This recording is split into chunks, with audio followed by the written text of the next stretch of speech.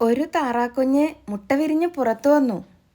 മുട്ട വിരിഞ്ഞ് ഞാൻ പുറത്തു വന്നു അത് പറഞ്ഞു. ഞാനും.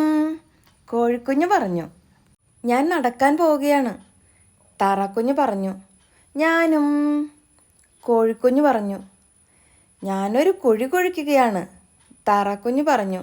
ഞാനും. കോഴിക്കുഞ്ഞ് പറഞ്ഞു. എനിക്കൊരു പുഴുവിനെ കിട്ടി. താറാക്കുഞ്ഞ് പറഞ്ഞു. എനിക്കും. കോഴിക്കുഞ്ഞ് പറഞ്ഞു. ഞാനൊരു ചിത്രശലഭത്തെ പിടിച്ചു. താറാക്കുഞ്ഞ് പറഞ്ഞു. ഞാനും. കോഴിക്കുഞ്ഞ് പറഞ്ഞു. ഞാൻ നീന്താൻ പോവുകയാണ്. താറാക്കുഞ്ഞ് പറഞ്ഞു. ഞാനും. കോഴിക്കുഞ്ഞ് പറഞ്ഞു. നോക്ക്, ഞാൻ നീന്തുകയാണ്. താറാക്കുഞ്ഞ് പറഞ്ഞു. ഞാനും. കോഴിക്കുഞ്ഞ് ഉറക്കെ പറഞ്ഞു.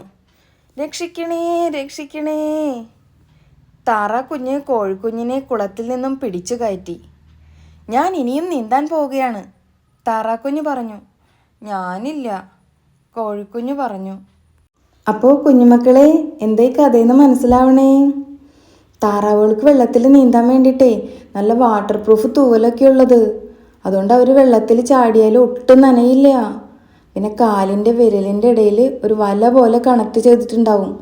മക്കൾ താറാവിനെ കണ്ടാൽ നോക്കണേ. അതുകൊണ്ട് അവർക്ക് സിമ്പിളായി നീന്താൻ പറ്റും. താറാക്കുഞ്ഞ് നീന്തണ കണ്ടിട്ട് കോഴിക്കുഞ്ഞ് വെള്ളത്തിൽ ചാടി എന്താവും സ്ഥിതി?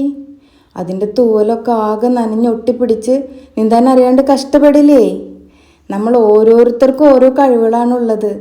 നമ്മൾക്ക് എന്താ കഴിവുള്ളതെന്ന് കണ്ടുപിടിച്ചിട്ട് നമ്മൾ അതിൽ എക്സ്പെർട്ട് ആവണം. അപ്പോൾ ഓക്കെ അല്ലേ? ബൈ.